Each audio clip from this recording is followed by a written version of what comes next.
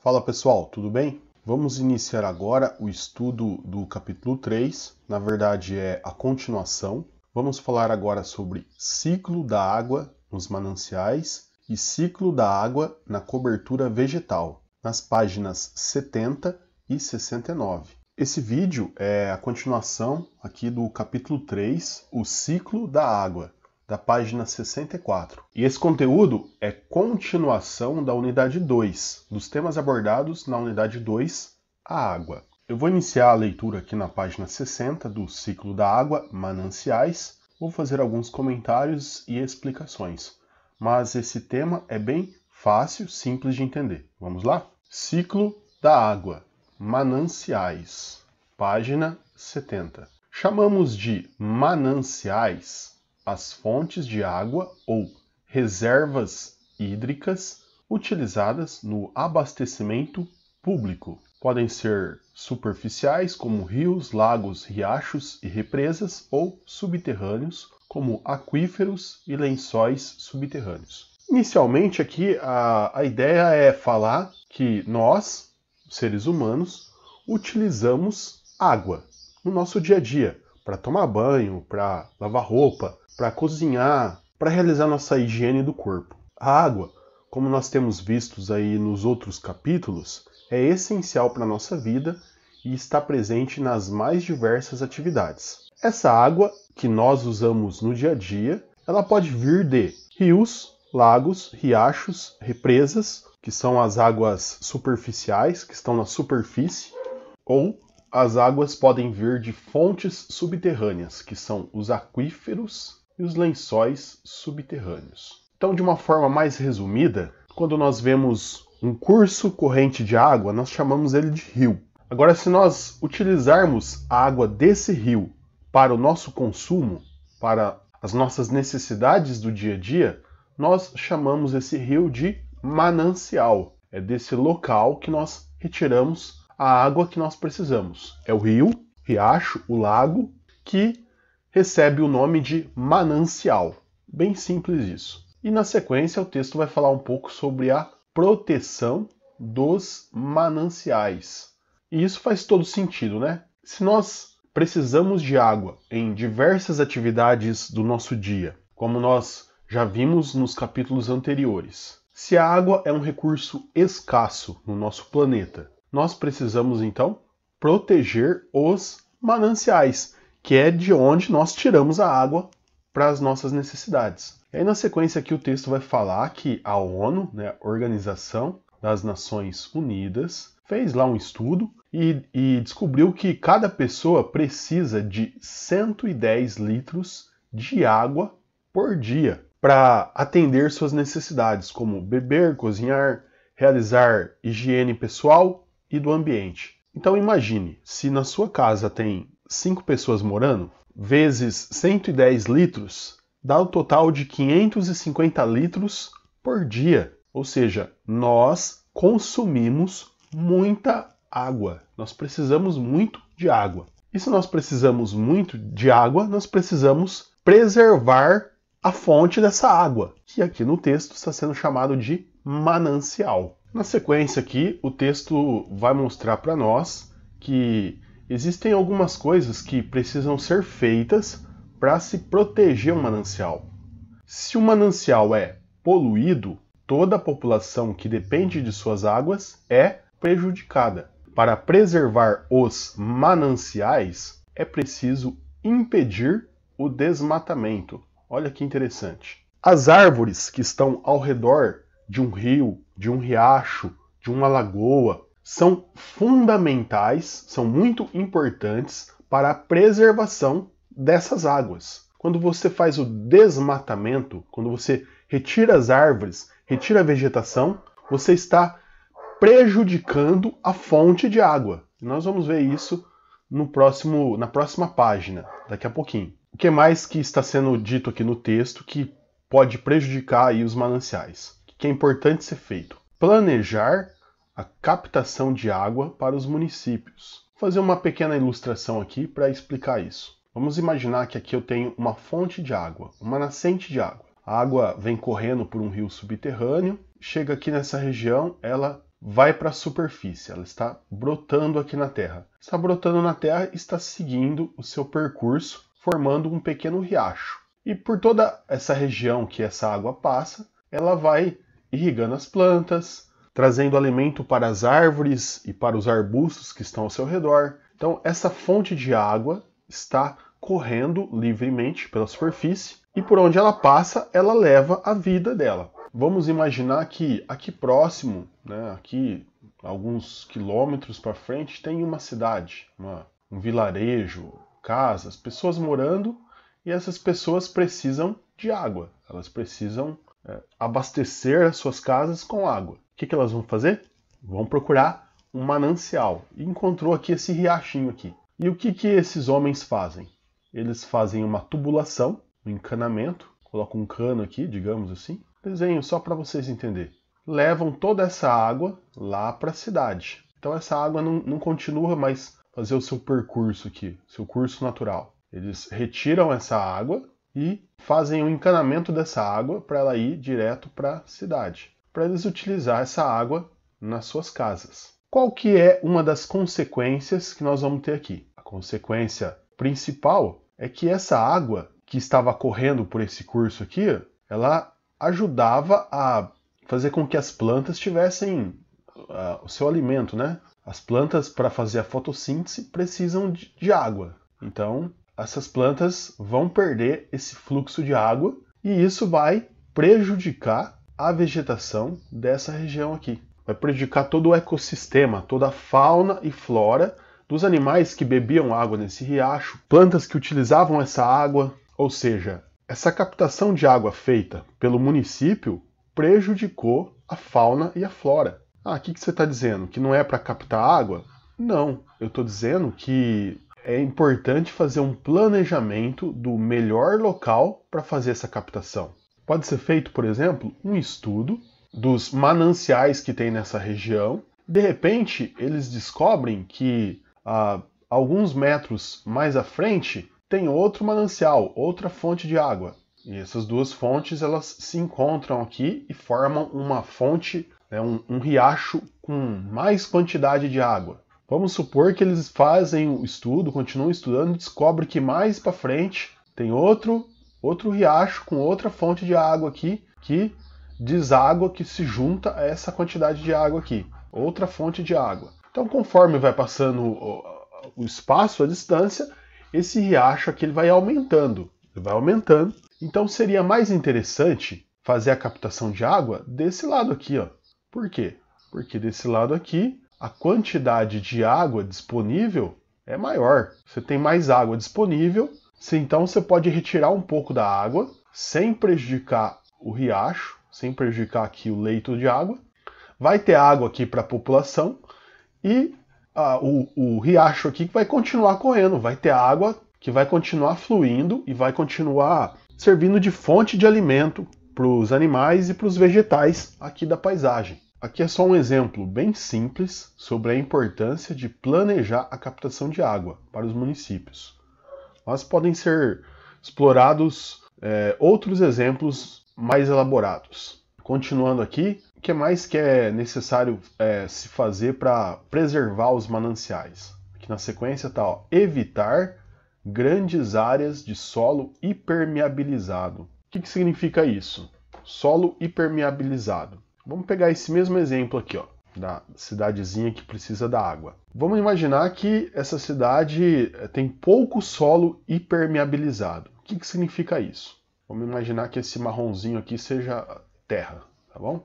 Toda essa parte onde tem marrom é terra. Quando o solo não está impermeabilizado, quando vem o período, digamos, da chuva, então choveu aqui, ó, caiu uma tempestade. O que acontece com essa água da chuva? Ela vai penetrar no solo. E quando ela penetra no solo, ela abastece as fontes de águas. Lembra dessa água que vinha aqui, ó, que dava origem à fonte? Essa água que penetra no solo vai formar os rios subterrâneos, os lençóis subterrâneos. Ela vai abastecer tanto a água do riacho quanto a água da fonte que está no subsolo, porque o solo não está impermeabilizado. Ele é um solo permeável, a água penetra nele. Aí o dono lá da cidade teve uma ideia. Vamos asfaltar a cidade inteira, vamos asfaltar tudo. Vamos colocar concreto em todo lugar aqui, ó. Fazer uma grande área de concreto.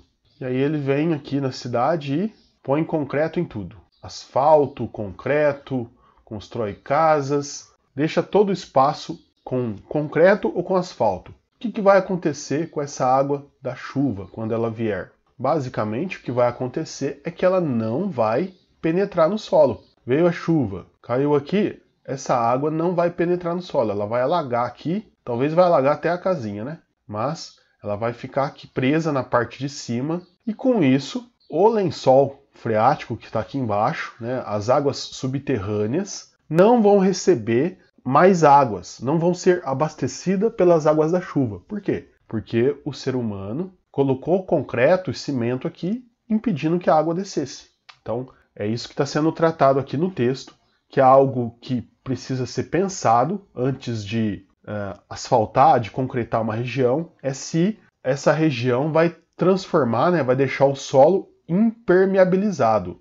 Se o solo for impermeabilizado, a água da chuva não vai chegar lá no subsolo, isso vai prejudicar os mananciais. Outra coisa que é importante e que é muito fácil de perceber também, né? Tratar o esgoto. Quando a gente não trata o esgoto, basicamente nós estamos poluindo o manancial. E é isso que está sendo mostrado aqui nessa imagem, ó. Aqui tem a cidade, que faz a captação da água, tira aqui a água do rio. Então aqui esse rio abastece essa cidade aqui. Aqui desse outro lado também tem uma outra cidadezinha, faz a captação de água do manancial aqui, abastece essas casas. Aí tem a coleta de esgoto. O que eles fazem com esse esgoto? Joga no rio. Essa cidade, o que ela faz com o esgoto? Joga no rio. Perceba então que tem uma coloração diferente aqui, ó. Daqui para cima o rio tem a água azul. E daqui para baixo o rio tem água vermelha, marrom, né? Está representando o quê? Representando que o manancial foi poluído com água de esgoto. Então como que a gente protege o manancial?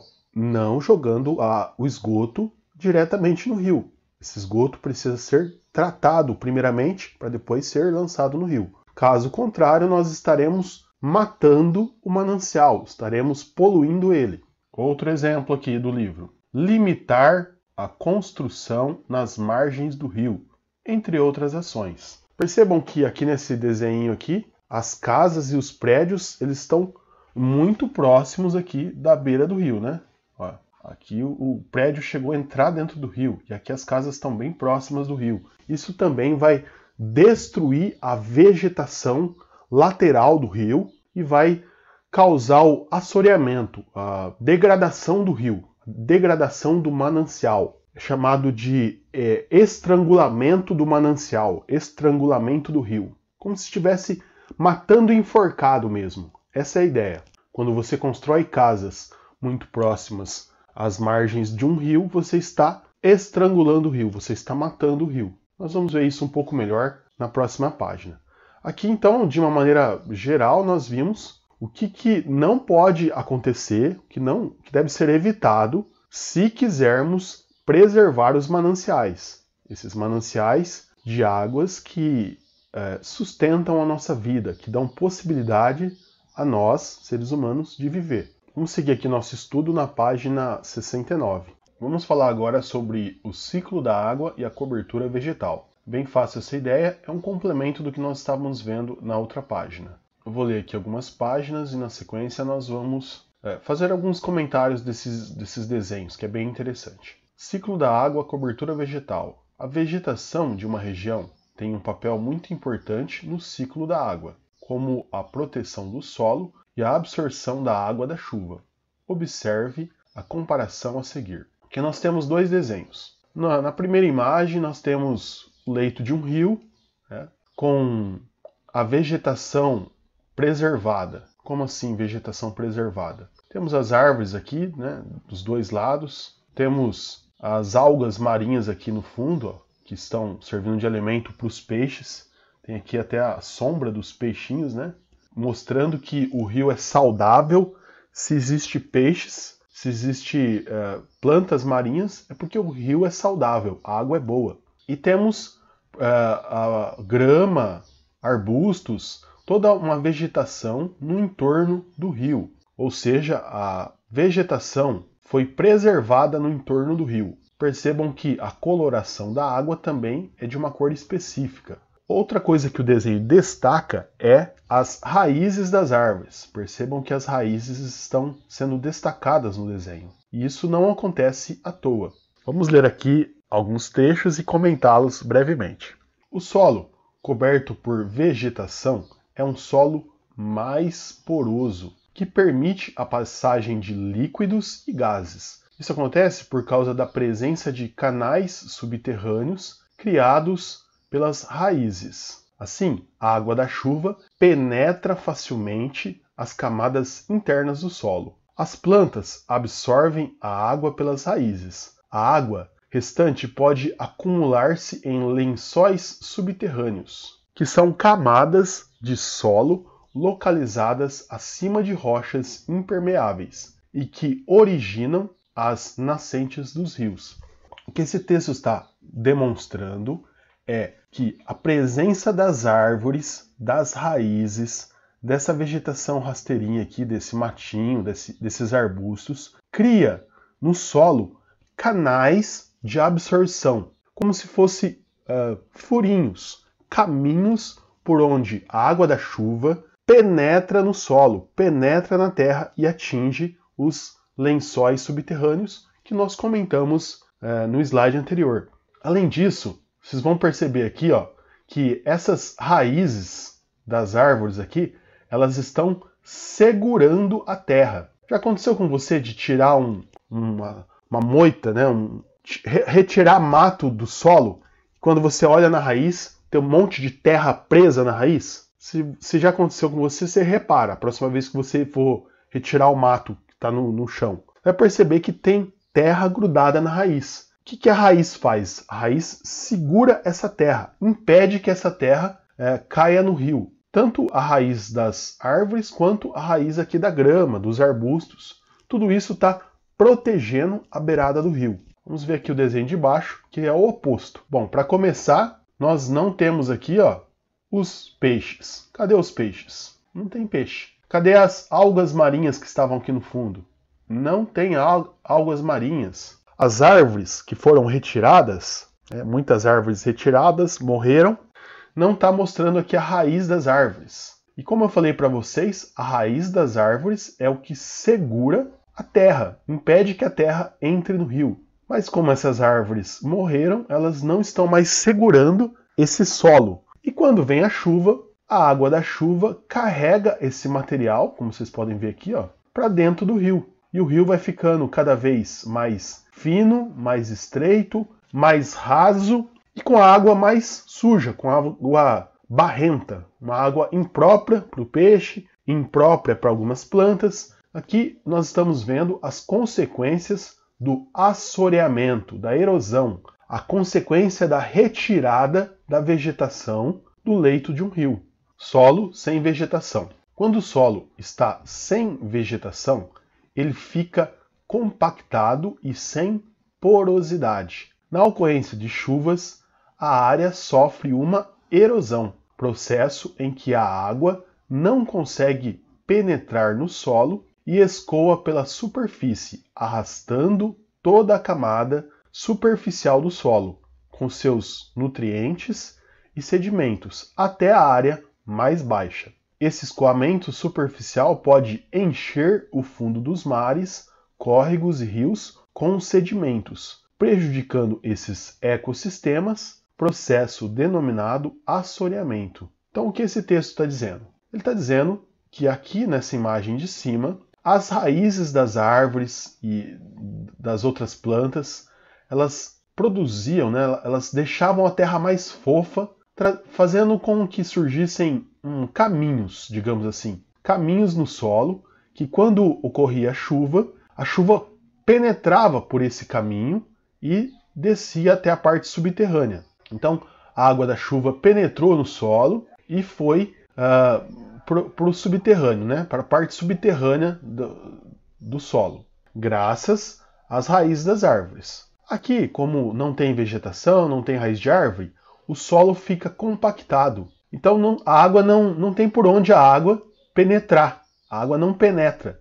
Se ela não penetra, então ela corre para dentro do rio, levando a terra, a rocha, os sedimentos, levando tudo isso para dentro do rio e produzindo o assoreamento do rio, que é esse processo de estrangulamento do rio, de diminuição da profundidade, deixando a água barrenta. E a imagem por si só mostra que esse assoreamento é muito prejudicial para o ecossistema, para os seres que vivem naquele entorno, como vocês podem ver comparando as duas imagens. Bom, aqui são as ideias principais, né, que nós vamos trabalhar sobre o ciclo de água nos mananciais e o ciclo de água na cobertura vegetal e a importância de preservar esses mananciais para que a gente possa ter água no nosso dia a dia. E aí nós tratamos brevemente sobre como evitar esse fenômeno chamado assoreamento, com todas essas iniciativas que nós vimos aqui na página 70.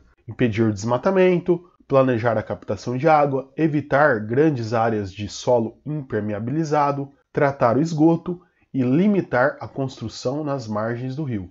Tudo isso para evitar o assoreamento do rio, o assoreamento do manancial, que é esse que nós estudamos aqui. Eu espero que vocês tenham gostado, espero que vocês tenham entendido. Nos vemos aí no próximo vídeo para estudar o capítulo 4. Até logo, tchau!